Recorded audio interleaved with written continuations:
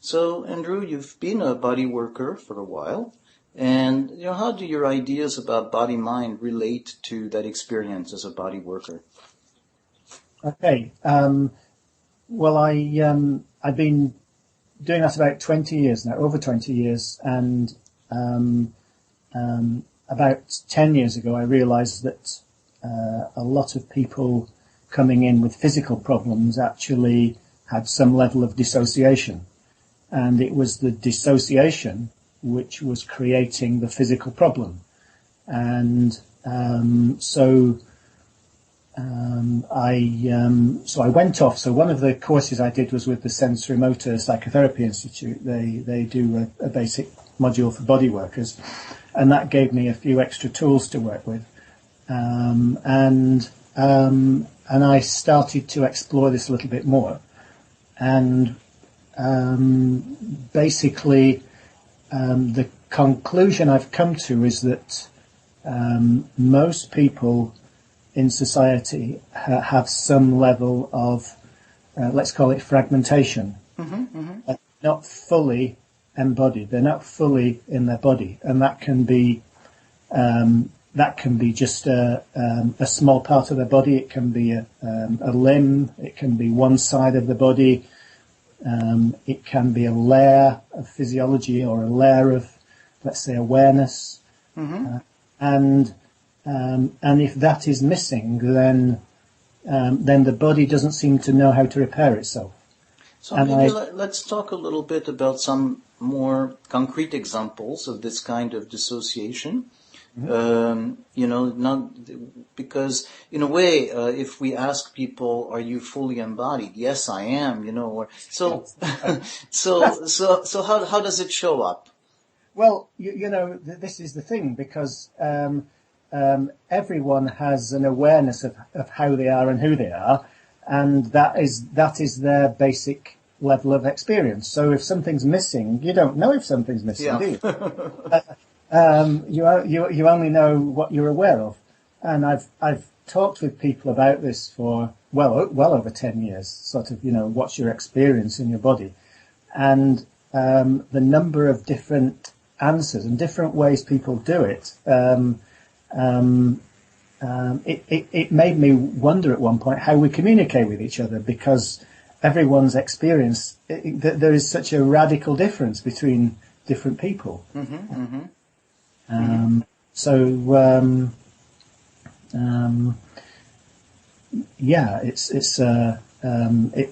It's quite extraordinary. So how do you so maybe some examples of people not noticing in a way the way they're disembodied. How does it show up? How do you notice it? How? All right. So the most obvious one. All right. So you get this young guy who's broken a leg in a car accident or something like that, and it's his first intimation of mortality. So he's terrified of this broken leg. And so essentially he dissociates from it. So he doesn't want to know about it.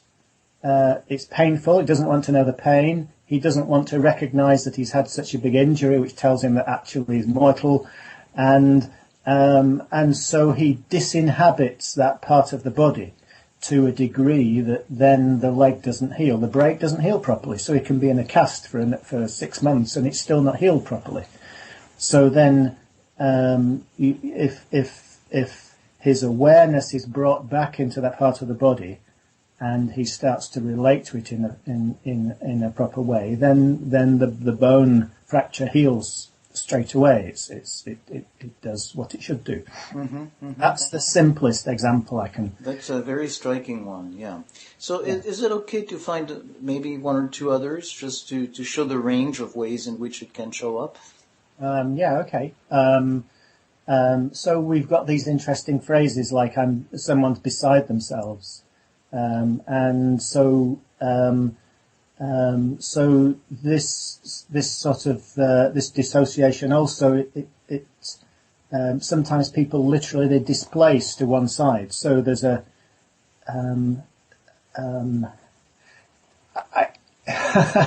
I have quite a sort of it's quite a holistic kind of model, so it's difficult talking about one thing without talking about other Yeah, bits. no, but that's okay. That's okay. We can. It's a complex thing. Yeah. So consciousness is like consciousness. My experience of it is like a field, and ideally that field is meshed together with the body, but it doesn't necessarily have to be. And so if that field is not meshed in with the body, then it can actually move in different directions. It can move up, it can move to one side, backwards, I guess, whatever direction. So a common pattern is that it actually moves to one side. Now, the proprioceptive senses are linked in to this layer of what I call again, the vocabulary is difficult because some of this is a bit intangible, and so what are we describing? Which words do we use? But okay, so I'm saying there's a layer of something that I'm calling consciousness. If it displaces, so it is to one side, then the proprioceptive mechanisms in the body think that is where the body is. So then muscles of the body will start to work as if its weight is actually displaced, say, 6 inches or a foot to one side. Then another set of muscles have to kick in, because if everything just works as if the body is over there by a foot, then you'll fall over. So a second set of muscles has got to work in order to stop you falling over. So this is a common cause of a whole load of spinal problems and muscular pain. It's simply the muscles that are working really hard are trying to stop people falling over, because the rest of the muscles are working as if they're not specifically in that place. They're slightly to the side. Then they go and they have ultrasound. They get someone to pound the muscles and kind of, no pain, no gain, all this sort of stuff. And what they're doing is they're actually punishing these muscles which are holding them up, they're the ones that are sore, the ones that are chronically tight, because they're trying to do something useful. So that's a very interesting piece. So that you see the person having problems with balance or the muscles being very tight. So you start, the cure is to pound them or to do some stuff at the body level. But what you're describing is you have two fields that, and say fields visually, you could imagine that as two sheets of paper, which is the body and, say, the mind, and the representation of the body and the mind. And in an ideal case, the two sheets of paper would be overlapping. But if one is a little bit askew, then what's happening is the perception that the person has of his body is that it's 6 inches to the side. And then the muscles are going to be acting that way, and then there is a counter. It's not quite, you see, somebody doesn't think that their body's to one side because there are all these other senses which tell them it's not. Okay. Look at your body and you can see it's like it's here. Right. And when you touch something, you can feel that there's a level of proprioception which is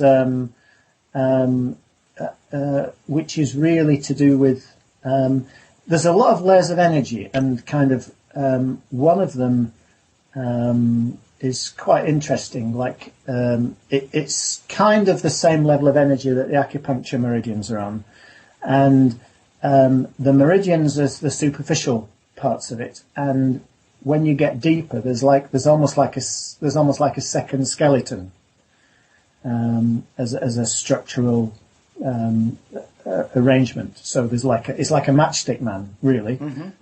Which is the field, the network of these energy points. Yes. So it should go. So this matchstick man kind of should go down in front of the spine and then down the legs. And it's quite interesting during pregnancy, because actually this you've kind of got to make way for the baby. So what happens is this thing splits if someone's pregnant, and makes room for the baby by a little triangular structure forming, instead of it going right down through the middle of the abdomen. So A couple of times I've actually been able to say to someone, you're pregnant before they even knew. So there's this energetic separation had started. So it's this level that tends to go to the side, this is one of the levels. And the thing about the body when you get to an energetic level is there are a lot of layers, and they kind of alternate. Sort of on one, you start off with something that is very structured and almost crystalline, and then you go to something that's very amorphous, and then the next layer up again has a lot of structure, and then the next layer up is quite amorphous. So, and all of these are related to, one way or another, they're related to consciousness, because so as we're talking about, in a way, what you're saying as you're talking about the body, you're not talking about the body as one thing, but you're already pointing out to these layers, and in layers, again, we're not talking about things and disparate pieces, but we're talking about networks, energy, relationships, as opposed to just an inert thing. Yes, totally. I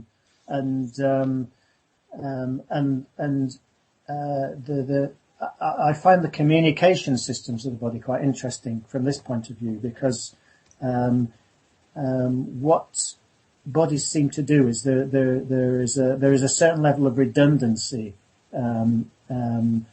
Another word for that is adaptive capacity. So so we've evolved with all this capacity to deal with things which are quite extreme, and we walk around in normal sort of 21st century situations, and we should have a lot of spare capacity. We should have a lot of ability to deal with these things, because the body's set up to deal with extremes. One aspect of that redundancy is sort of parallel communication systems, and the communication in the body is parallel for various reasons. One of them is you have to have signals going at an appropriate speed for the particular processes involved. So in order to have a continuity of experience, a lot of the electrical communication in the nerves, and then the electronic communication with this more energetic aspect. Nerves have got a maximum frequency of like 2,000 or 3,000 cycles a second. There was someone called Valerie Hunt who did some really interesting work back in the 1990s, and she looked at the EMG signals, and usually what happens is the EMG is the muscular electrical activity. It's filtered at about 3,000 hertz, because they say, well, anything above that is just noise, because nerves only work up to this frequency, so if it's above that, it's noise. So she looked at this and said, well, there's all this extra information, what's it doing? And she thought, well, okay, it's another level of communication. And she knew someone who was a medical psychic, and she got them to describe the colours that they were seeing around somebody, and she managed to find frequency patterns in this extra in this high frequency EMG, which matched the colours. So a couple of different things that you're saying. One is about the fact that there is a communication that happens between the muscles and nervous system at this electromagnetic level. To that, some of which, in a way, we know how they are perceived, because we know the range of perception of the nervous system, and so we'd assume that some of the other signals are lost or are just noise. But actually, that experience showed that somebody could actually perceive what we think of as noise and perceive the colors corresponding to the frequencies. Yes, but not just that. She found that actually there were patterns in these different there were different frequency bands up to about 300,000 hertz, which is 100 times the neural frequencies. Okay. Now, there's another person who's come up with a similar figure, and that's someone called Richard Fulton. So he's got about 3 PhDs, and he specialises in remote sensing satellites. And he's got a patent out on the electronic structure of the eye. So what he's more or less shown is that the way that the optic sensors are constructed is exactly the physical construction of them is pretty well exactly the same as you have in the pixels on your LCD screen. And so they work as an ordinary nerve synapse, but also they have this electronic communication capacity which goes on top of that. So our whole nervous system doesn't just work electrically with these nerve impulses, it also works electronically. And the electronic signal you can pick up with a little radio detector, which is what Valerie Hunt did. And as I say, it goes up to, it's another 2 orders of magnitude more range on the electromagnetic spectrum. Now, because we're living beings, we've got the ability to detect this, you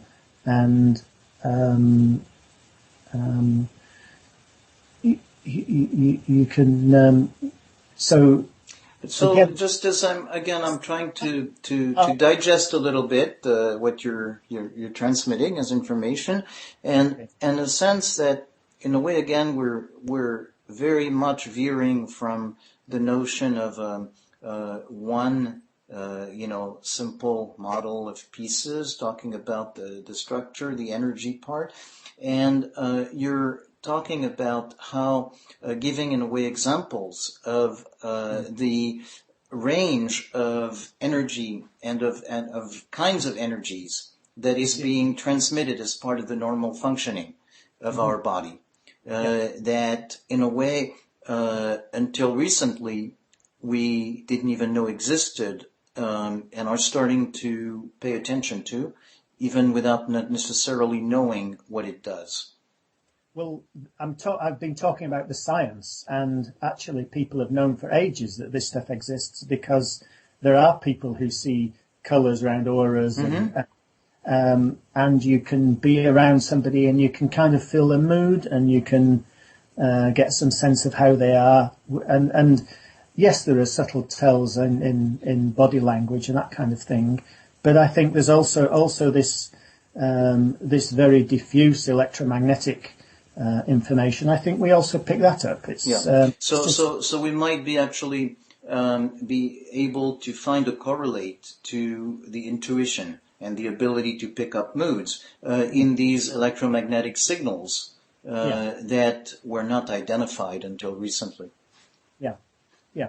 So what I'm saying is that this particular, I'm making quite a few assumptions here, because I'm I'm having to create a model which fits. I'm having to create a model that fits my observations, and in the annals of bodywork and all that lot, there's an awful lot of models which have turned out to be dead ends, because people have tried to fit the science to the observations, and it's not worked. So the model I'm presenting, and then it becomes an embarrassment for the next 10 or 20 years, because there it is in black and white, and it's in these books by famous people.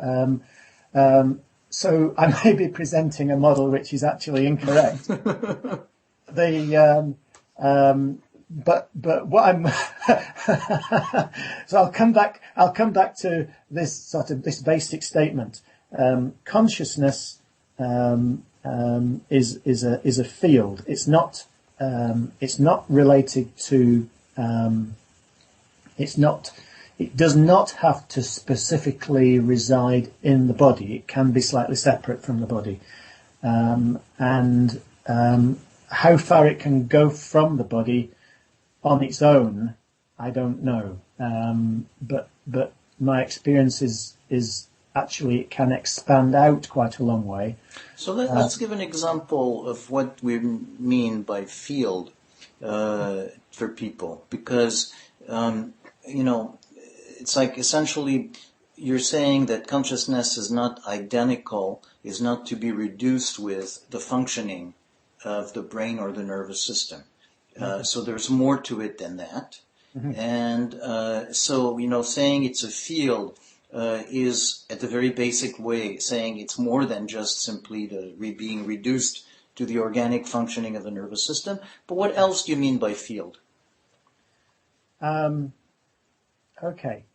Well, again, maybe I should just sort of drop into another little bit of science. There's a guy called Albrecht Bühler who is at Northwest University, and quite a few years ago now, he was given a grant to look at single cells from the point of view of deciding whether they could possibly exhibit indications that they were conscious in some way. And he's put all his research online, so you can see the little videos he took of the cells moving around. They don't kind of look around and speak to the camera, but they do. You can actually see them pausing, making decisions, deciding which way to go, backtracking and going, well, that didn't work, let's try the other way, in a way which is very difficult to explain if you assume that they're not conscious and aware. So every single cell in the body is conscious to some level. And what Albrecht Bühler pointed out was that if you look at not just cells but at the organelles in cells, again they exhibit similar types of behavior. And he said that actually there is no obvious bottom limit to this. So on one level, consciousness is not just, it's not that it's not just in the nervous system, it's every single cell has a consciousness, and therefore it has and a certain level of intelligence. Mm-hmm, mm-hmm. Yeah, and so what's happening is we're shifting the definition of consciousness because to the general public, consciousness has to do with thinking, has to do with some kind of a cognitive process. But here, what we're talking about is simply looking at the behavior of the cell, say the kind of behavior it exhibits, manifests something that we call consciousness, and then the kind of consciousness that we have when we have a deliberate logical reasoning is simply an elaboration on that very basic process. Yes, that's right. Okay, so the next little chunk of science can bring us back to where I to my particular interest. So again, a lady called Dana Zohar, she's a scientific philosopher. So she produced a theory back in the 1990s, saying that, well, if consciousness consciousness exists and we can't explain it just by neurochemistry. So the most likely thing is that it's some kind of quantum effect. So then she said, okay, what structures in the body are there that can sustain a quantum effect that would have which would have the properties of consciousness as we experience it, and the only structures that we know of that could do that are microtubules.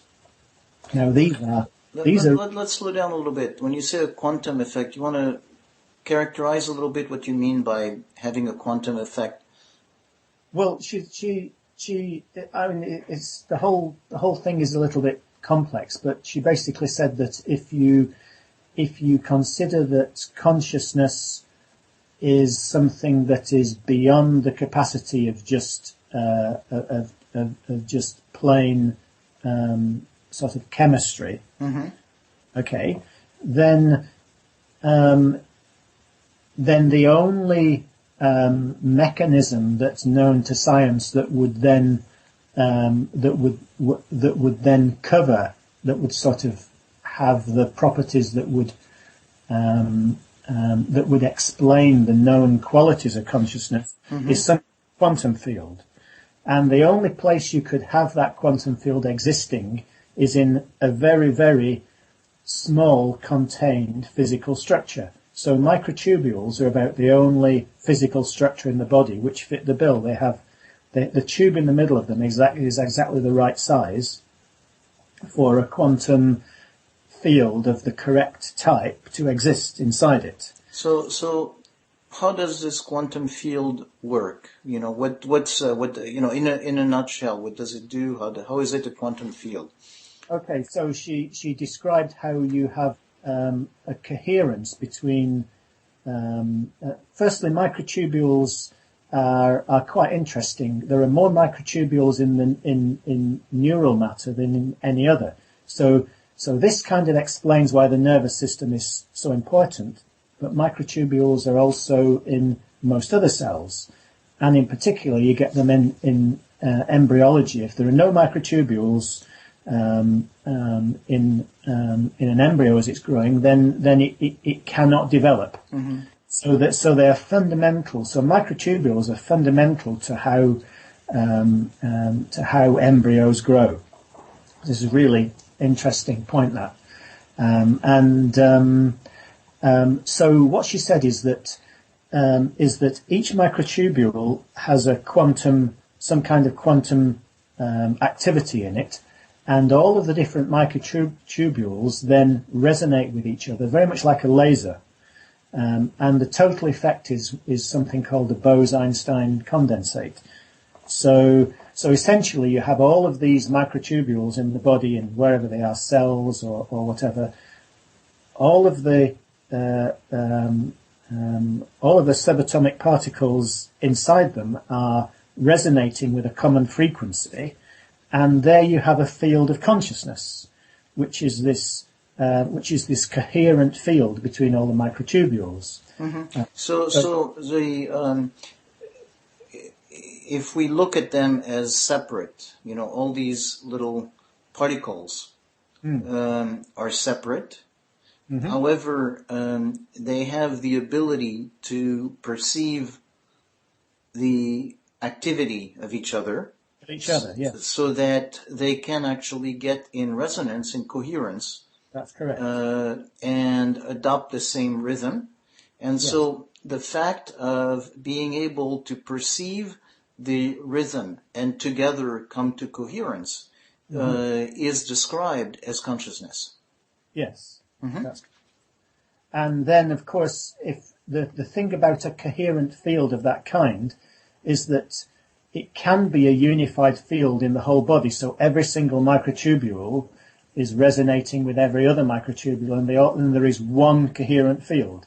Now, this, I think, is quite unusual. And one of the problems, again, that is so common in people I see coming to my clinic is there's this decoherence, there's a fragmentation. So there you have,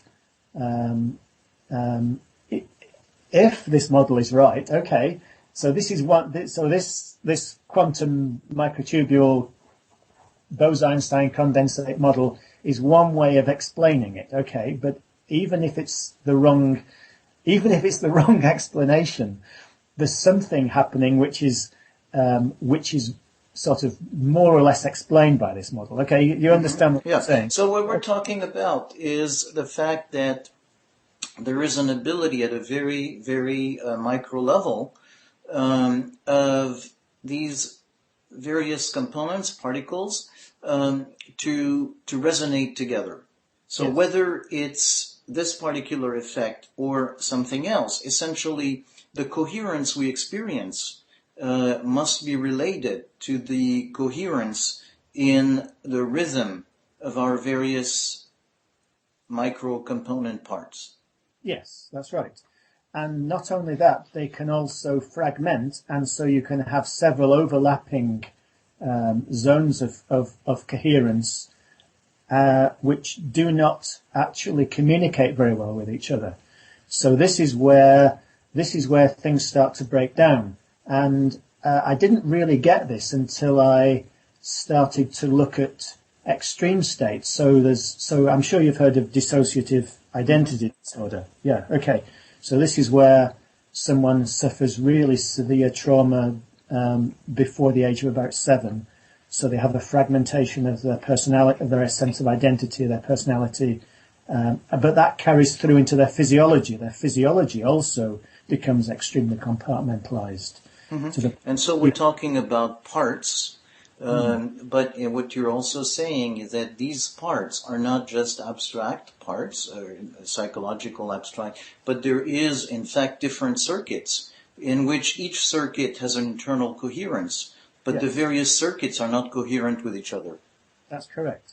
So somebody who's suffering this extreme form of fragmentation, if they're in one state, then you can give them a particular medication, say beta blockers, and it'll have an effect. And if they flip into another state, then those beta blockers will have absolutely no effect whatsoever. And so their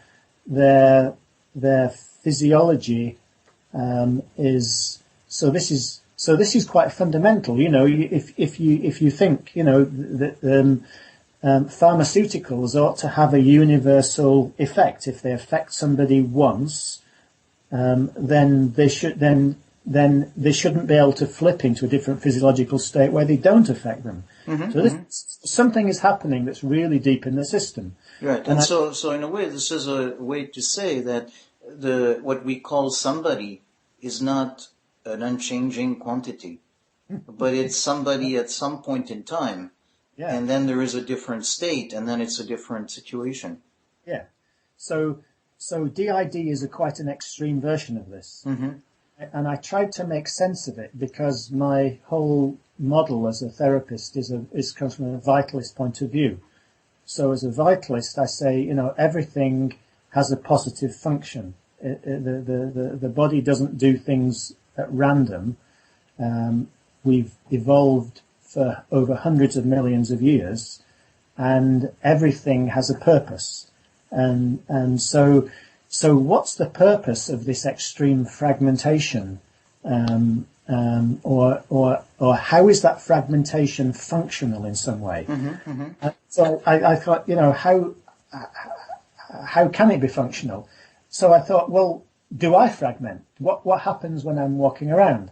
And so I started to kind of think, what goes on in my daily life, which would kind of relate even vaguely to this kind of thing. And I realized that actually when I'm walking down the street, I mean, it's everyone's experience. You walk down the street, you don't need to think about your legs. Mm-hmm. You decide you're going to walk, and legs do the leg stuff, and you can forget them. Right. And so you can get it to really extreme versions, where somebody can be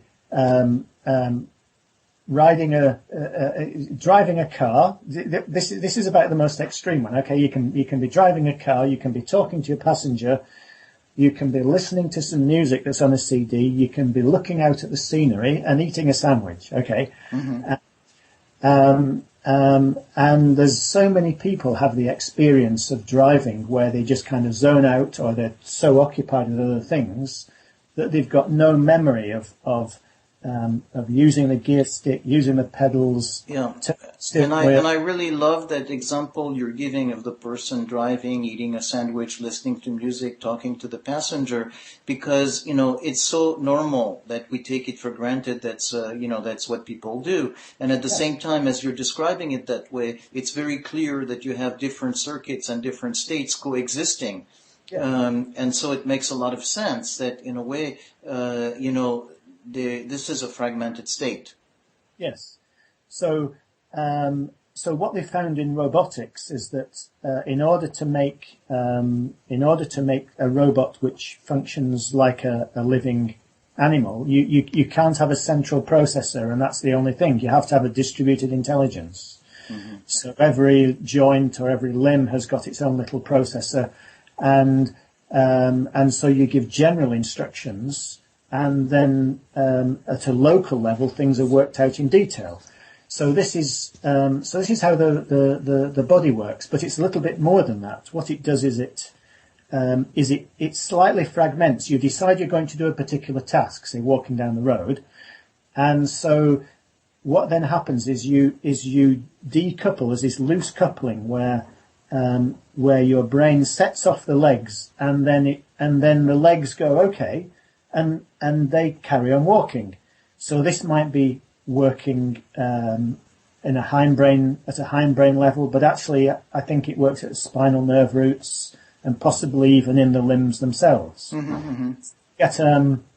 If you get a jazz pianist who plays really fast, we were talking about nerve speeds and whatever. You cannot get a signal from the fingers telling where they are to go to the brain and then back again fast enough to control the fingers. So somehow what's happening is the brain is giving general instructions and it's the body that's playing the music. Mm-hmm, mm-hmm. Yeah, and so you're talking about the distributed processing at that lower, localized, decentralized level. Yes, that's right. So then what happens? What happens when somebody gets into an overwhelmed state? Is that this temporary decoupling, which has a very useful function, becomes stuck, and so then you end up with some parts of the body. You end up with some parts of the body in one set of coherence, and they've not come back into the general set of into the coherence. They've somehow that return back home is not possible. And my observation is that this isn't just something that happens to people who have DID or even PTSD. This is something that affects pretty well everyone, quite a subtle level. So you can think of I hate the trauma word actually because it's so loaded, but you can think of trauma as being everything from, say, full-blown influenza right down to a little sniffle. You know, right. like whatever it is that we have difficulty, just digesting. Yeah, and most people have got like a little sniffle end, but there is still this slight loss of coherence, slight fragmentation that's occurred, and so we come back to where we started on this conversation. Then the body doesn't quite repair itself so well because what seems to be necessary is a continuity of consciousness through the body and a coherence through the body in order for the body to know each part of the body to know its relationship to everything else and know what its job is and know how its structure should be. So then this kind of changes how all the self-repair mechanism works. So it's not just a psychological thing. It has sort of quite strong physical implications. Yeah. So it's like it brings up in a way, as you're talking about this, it makes me think of the old book by Freud about the psychopathology of everyday life. And here, you're talking about the everyday dissociation, that we all have to some degree or another. and being aware of them, as opposed to just thinking of dissociation as something that happens in a DID case or in extreme cases, and to be conscious of that. And the interesting part also, as you describe things this way, is it puts a different perspective on mindfulness, in the sense that we think that it's really something that we're, in a way, we're going to always have that tendency, which is very useful in lots of ways, Yes. to decouple things in order to be able to function, to do things. And it's wonderful and it's great, very productive, not just in terms of multitasking, but as you pointed out, also for, say, a concert pianist, probably a warrior, Zen and the art of the samurai, Absolutely. includes some training in that nature. But there is also a price to pay for it, and that disconnection. And, yeah. Well, the price is paid if the disconnection becomes semi-permanent instead of everything coming back, as I say, coming back home, coming back to a total coherence.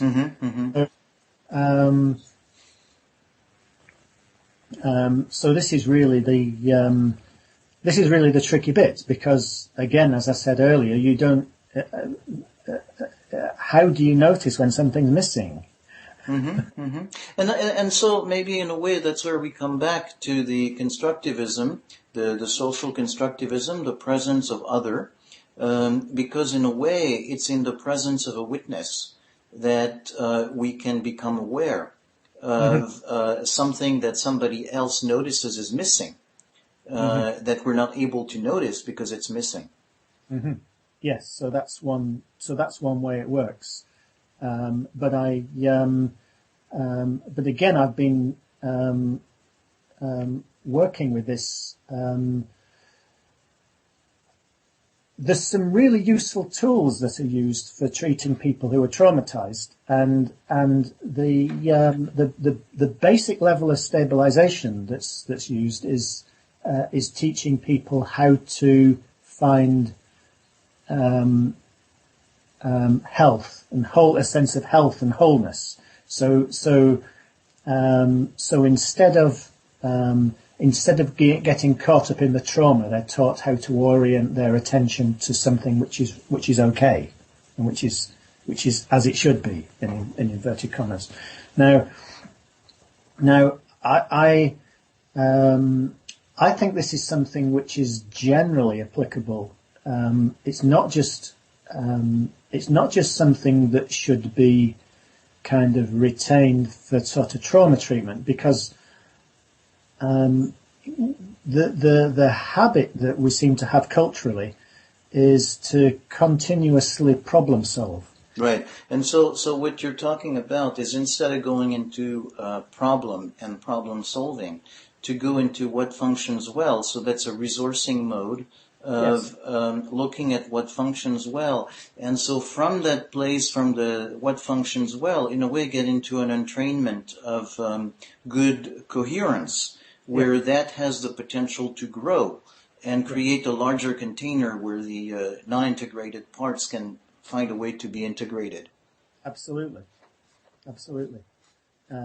Which is why the heart math process works, if you're familiar with it.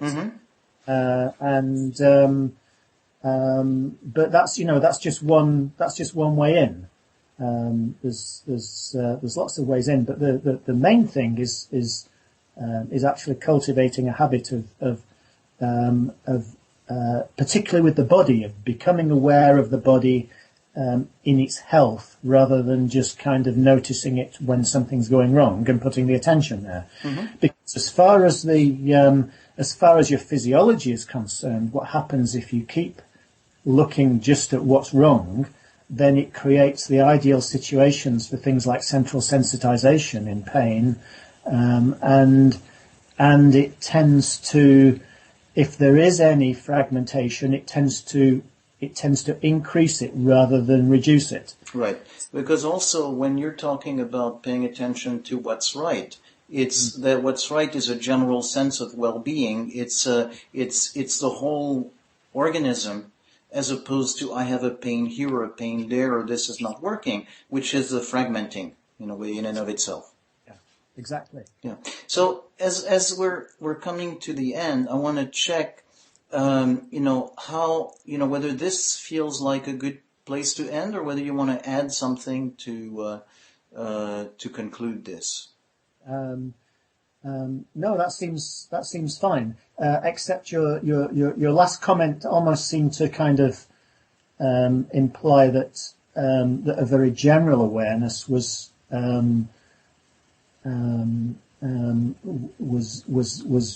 what was going to reverse it. And actually, from a practical point of view, it's curiosity and very specific awareness which creates the depth of presence and connection to the tissues, which then has the effect.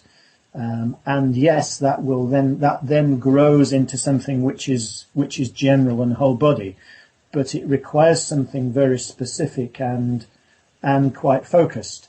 So I've become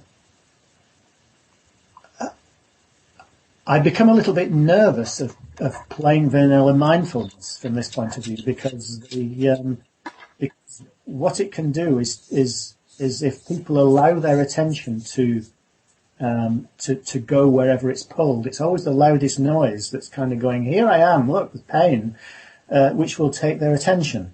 So it's really important to recognize we have choice, senses and where we put our attention. And it's only when a sufficient depth of presence is attained in the tissues that a coherence can be cultivated. And so I want to highlight, a very important part.